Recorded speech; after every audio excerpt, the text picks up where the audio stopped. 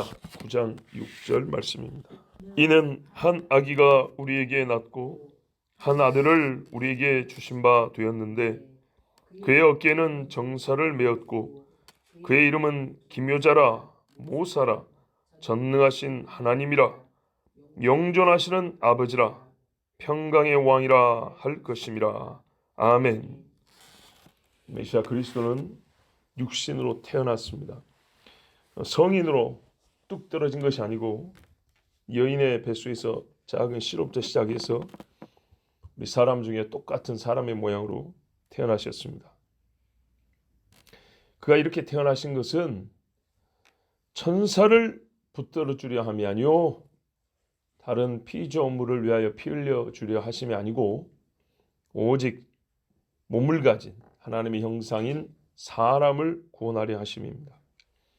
히브리서 2장 13절에서 16절에 보면 또다시 내가 그를 의지하리라 하시고 또다시 볼지어다 나와 및 하나님께서 내게 주신 자녀라 하셨으니 자녀들은 혈육에 함께 속하였음에 그도 또한 한 모양으로 혈육에 함께 속하심은 사망으로 말미암아 사망의 세력을 잡은 자 곧 마귀를 없이 하시며 또 죽기를 무서워함으로 일생에 매여 종노릇하는 모든 자들을 놓아주려 하심이니 이는 실로 천사들을 붙들어 주려 하심이 아니요 오직 아브라함의 자손을 붙들어 주려 하심이라 그랬습니다. 혈육에 속한 자를 구원하시려고 혈육을 입고 오셨다. 천사를 붙들어 주려 하는 게 아니다. 타락한 천사가 구원받는 거 아니다 라고 분명히 말씀했습니다. 오히려 타락한 천사, 죽음의 세력을 잡은 자 마귀는 멸하는 방식으로 하나님이 육신을 입고 오셨다 그랬습니다. 그렇지만 근본은 하나님이시죠. 육신으로 오셨기 때문에 하나님이 어떤 피조물을 만들어서 보냈다는 또 다른 특별한 사람을 만들어 보낸 게 아니고 하나님 자신이 사람으로 오신 겁니다. 히브리서 4장 15절에도 우리에게 있는 대제사장은 우리 연약함을 체휼하지 아니하는 자가 아니요 모든 일에 우리와 한결같이 시험을 받은 자로 돼 죄는 없으시니라. 죄의 문제를 논한다는 건 사람이기 때문에 논하는 건데 시당초.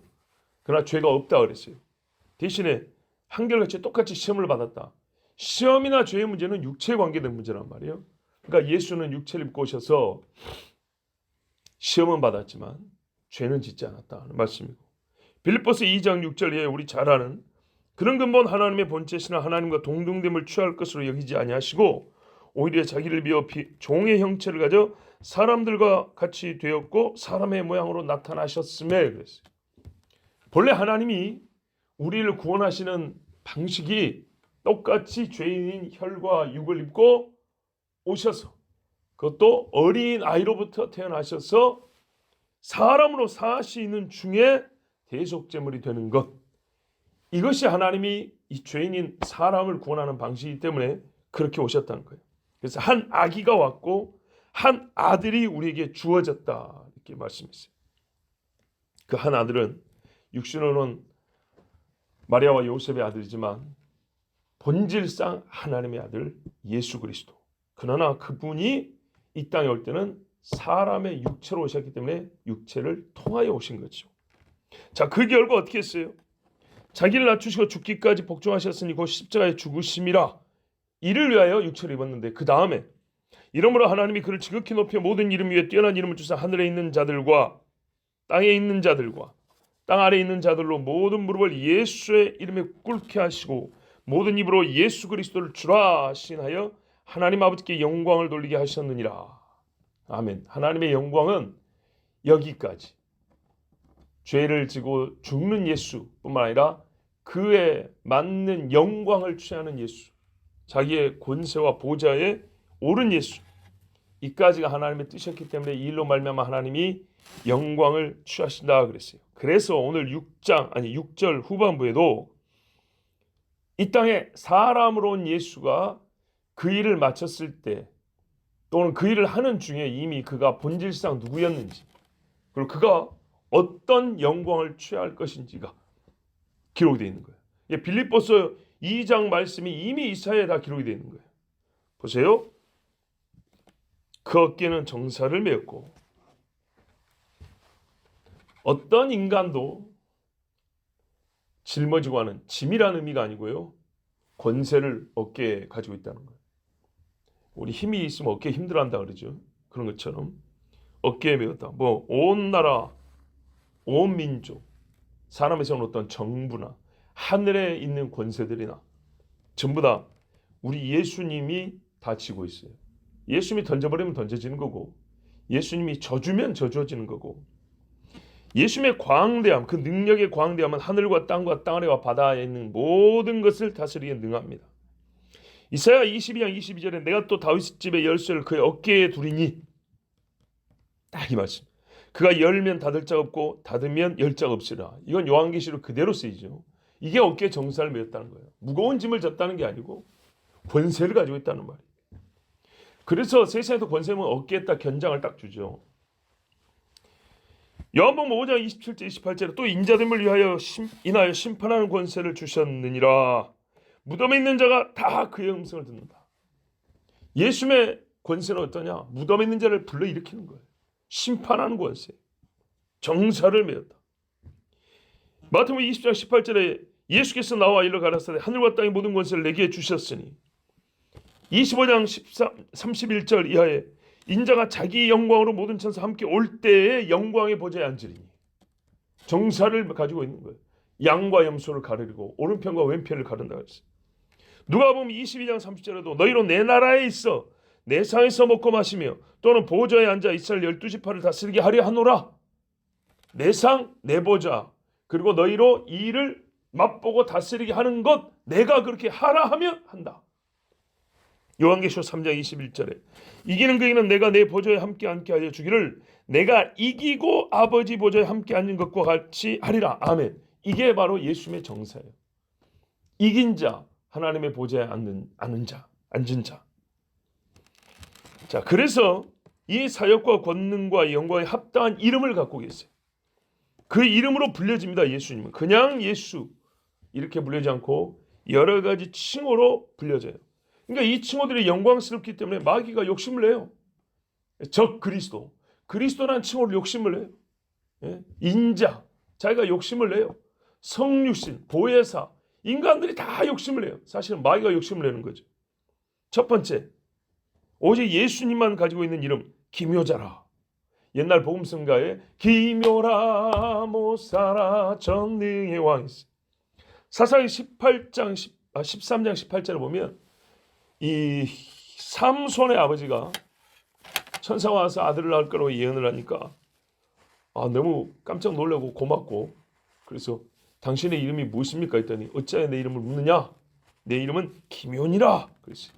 한자 표현이죠. 기묘. 한자 표현이 괜찮아요. 무슨 말이에요? 신비롭다 그런 말이거든요. 알 수 없다는 거예요. 하늘의 영들, 천사도 예수님 안에 있는 신비를 다 몰라요. 하나님이 갖고 계신 구원의 신비를 다 몰라요. 천사들도 하나님이 사람을 온다니까 서프라이즈 깜짝 놀랐어요. 깜짝 쇼킹이 났겠다. 쇼킹 충격과 쇼크를 받았어요. 쇼크를. 부활하니까요 서프라이징이죠. 예, 당연하죠. 하나님이 다시 사는 게 당연하죠. 그렇지만 사람들이 놀라운 일이었어요. 창조와 구속과 심판에 관한 모든 신비로운 지식을 홀로 갖고 계시고 어떤 피조물에게도 그 전부를 나눠주지 않습니다. 보이는 것만 사람들이 이용하고 깨닫는 것이고 들리는 것만 사람들이 알면 되는 것이지, 우리에게 보여지지 않는 것과 들려지지 않는 것은 하나님께서 허락하지 않은 고유하게 갖고 계시는 지식들입니다. 모든 피조물을 감찰하고 판단하신 지혜를 혼자만 갖고 계세요. 기묘자라. 모사라 그랬어요. 주님만 성부 하나님의 생각을 알고 계세요. 누가 모사가 되어 주께 먼저 말씀을 드려서 가르침을 받겠느냐. 이게 누가 어떤 하나님이 하신 일을 서로 상의할 수 있겠냐. 될 수가 없죠. 근데 아버지와 아들은 서로 상의한다 그랬어요. 대화. 아버지의 뜻을 헤아려 행하는 분이 아들입니다. 메시아의 영, 이 영은요 사람에게는 길을 가르쳐 줍니다. 우리에게 모사가 되어 있다. 카운셀러가 되어 되죠. 이리 가야 한다. 저리 한다. 이렇게 하면 망한다. 이렇게 하면 산다. 특별히 주님은 죄인이 구원에 이르게 하는 공로만 세운 분이 아니라 그 길을 발견하고 갈 수 있도록 안내를 해주시는 분이에요. 예를 들어 보면 우리 주님이 이렇게 말했어요. 내가 아버지를 사랑하는 것과 아버지의 명하신 대로 행하는 것을 세상으로 알게 하려 함이로라. 내가 아버지가 말씀하신 것만 행한다. 뜻을 먼저 알고 있죠. 요한복음 8장 12절에도 나는 세상의 빛이 나를 따르는 자는 어둠에 다니지 아니하고 생명의 빛을 얻으리라. 어떻게 했어요? 그러니까 나를 따르면 산다라고 이렇게 구원의 길을 가르쳐 주셨어요. 그럼 구체적으로 어떻게 했냐? 마태복음 19장 20절 21절에 보면 부자 청년 이야기가 나와요. 복음서 다른 데도 나오는데 뭐라 그랬습니까? 네가 온전하고자 할진대 자 사는 길을 가르쳐 주세요. 모사로서 네 소유를 팔아 가난한 자들에게 주라. 그리하면 하늘에서 보화가 내게 있으리라. 그리고 와서 나를 따르라. 이게 이 청년이 사는 길이었어요. 다윗이 살 수 있도록 모사 후세가 마을에서 압살롬을 무너뜨렸어요. 살리는 방법을 알고 있는 자가 모사예요. 또 누가복음 19장 5절, 8절, 10절까지 보면 예수께서 삭개오를 찾아보셨어요. 삭개오가 살고 싶죠. 근데 예수님이 길을 내주고 가르쳐줘야죠. 그래서 예수님이 먼저 길을 내줍니다. 삭개오야 오늘 내가 너희 집에 유하여 하겠다. 그러죠. 밥 한 끼 얻어먹는다는 게 아니고 그 집에서 잔다는 얘기입니다. 근데 첫 식사 자리에서부터 구원의 길이 열려버렸죠. 좋게 내려와라.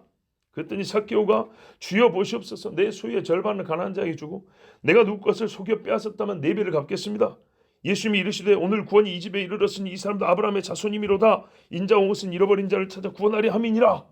자, 인자가 온 것은 잃어버린 자를 찾아 구원하려 왔는데 구원하려 왔지만 누가 구원 얻었냐 할 때 예수님이 길을 열어준 자, 예수님이 가르쳐준 대로 한 사람이 구원 얻었어요. 예수님은 구원에 이르게 하는 모사였어요. 모사. 그 길로 인도하는 자였어요. 또 하나의 사건을 보면 이거 너무 중요하니까 예를 하나 더 드리면 요한복음 4장 보면 사마리아 여인 나와요. 이 여인이 물 마시러 왔어요. 물길로 왔어요.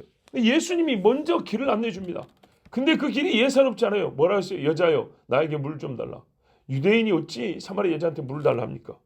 이건 네가 물 달라는 네가 누군지 알았으면은 오히려 나한테 생수를 구했을 거라. 무슨 뚱뚱한지 같은 소리입니까? 아주 이상한 소리에서 이 여자가 대화에서 빠져나가지 못하고 기분 나빠서라도 대화를 계속 일하고 논쟁하게 했는데 결국에는 메시아라는 걸 알게 됐어요. 하이라이트는 뭐예요? 가서 네 남편을 데리고 오라. 기가 막힌 이야기죠. 그러면서 대화가 끊어지지 않고 이어진 결과 내가 그니라. 메시아라는 이가 오시면 그가 우리에게 예배할 것을 예배할 때를 가르쳐준다 했습니다. 내가 그니라. 이렇게 해서 예수님을 만나야 됐어요. 이게 모사가 하는 일이에요. 전능하신 하나님. 누가 죄를 사할 수 있고 누가 안전벨을 켜고 누가 문득병자를 낫게 하고 누가 바람과 바다라도 순종케 합니까? 하나님밖에 없죠. 잘하는 대로 마가복음 2장에 보면 어떻게 해요? 중풍병자 내 죄사함을 받았느니라. 저가 네게 죄 사하는 권세를 갖고 있단 말이냐. 건방지게 누가 죄가 사회전이었지 말을 한단 말이냐. 예수님이 어떻게 해요? 내가 이르노니 내 상을 들고 일어나라 그랬어요. 하나님이시라는 말이죠. 누가복음 8장에 제자들에게 이렇게 야단을 쳤어. 너희 믿음이 어딨냐? 이 바람과 바다 때문에 무사할 이유가 어딨냐 그랬더니 이 사람들이 이제 예수 앞에 염치가 없고 부끄러우니까 자기들끼리 조용히 하는 말이 저가 누기에 바람과 물을 명하여 순종케 하는고 바람과 바다를 명하는데 어떻게 이것들이 순종하는가 하면서 자기들끼리 얘기를 했어요. 자, 누구입니까? 누구? 전능하신 하나님이기 때문에. 전능하신 하나님이기 때문에. 영원하신 아버지라. 분명히 아들인데 어떻게 영원한 아버지가 되죠? 아버지의 신성과 영광을 같이 갖고 계시기 때문입니다. 그런 근본 하나님입니다. 아버지와 하나예요. 보세요. 아버지는 우리에게 생명을 줬죠. 예수님은 아버지한테 받은 생명을 나눠주고 분배하는 분이 아니에요. 예수님 자신이 창조주예요. 생명을 만드신 분이. 복의 통로가 아니고요. 예수님 자신이 복이에요. 예. 그래서 나를 먹는 자, 나를 마시는 자 이렇게 얘기를 했어요. 영존하신 아버지의 모든 것이 예수님 거고 우리는 그래서 아버지를 섬기는 것과 완전히 같게 메시아 예수님을 섬겨야 합니다. 신성의 차이를 두는 자는 이단이요 그리스도를 모르는 사람입니다. 이런 류의 이단들이 얼마나 많은지 모릅니다. 요한복음 17장 5절에 아버지여 창세전에 내가 아버지와 함께 가졌던 영화로서 창세전에 누가 아버지의 영화를 같이 갖고 있단 말입니까? 지금도 아버지와 함께 나를 영화롭게 하옵소서. 이런 기도를 할 수 있는 인간은 없습니다. 제 아무리 아브라함도 하나님의 영광과 아니 그 영광을 내가 똑같이 누리게 하옵소서. 어림도 없는 소리입니다. 평강의 왕이라 했어요. 왕은 다스리죠. 어떻게 해요? 평강. 평강을 이루시는 왕이에요. 똑같은 거예요. 뭡니까? 평강을 조금 더 상승시키는 게 아니고요. 평강을 창조하시는 거예요. 이 악한 세상에 평화와 평강, 화평을 모양을 만들 수 있지만 금세 없어져 버리죠. 예, 그거는 잠깐 인간들의 그냥 수고의 그 짧은 결과물들이에요. 그러나 우리 예수님은 왕으로 만드시고 왕으로 계속 다스리기 때문에 평강의 시대가 지속되는 겁니다. 우리를 창조하시고 우리의 생명을 지속시키는 것처럼 평강을 만드시고 평강을 지속시키기 때문에 평강으로 다스리는 왕입니다. 일시적인 어떤 조건에 의한 평강이 아니고요. 피조물을 창조하신 것처럼 평강을 만들어버린다니까요. 자, 무슨 말입니까? 왜 평강이 없었냐? 왜 화평이 없었냐? 죄 때문이거든요. 죄가 있는 곳에는 화평이 있지 않아요. 죄를 소멸하든지 죄를 깍 없애갖고 뭡니까? 용서했고 씻어버리든지 죄가 없는 곳에 평강이 있는 거예요. 그 일을 누가 하냐고요. 세상에 많은 평화주의자들도 평화를 이루기 위해서 죄를 짓는데 이미 존재하는 평강의 파괴자들이 가득한 세상을 변화시키는 정도가 아니라 존재적으로 이 사람들이 만든 평강은 다른 류의 평강을 만든 거예요. 다른 세상, 새 하늘과 새 땅을 만들어서 지금 우리가 흉내내는 평강이 아니라 그 새 하늘과 새 땅에 맞는 진짜 평강을 만드는 거예요. 에덴 동산에 죄 없는 세상에 가지던 그 평강, 죄 없는 새 하늘과 새 땅의 평강, 이렇게 서로 마주보는 거지.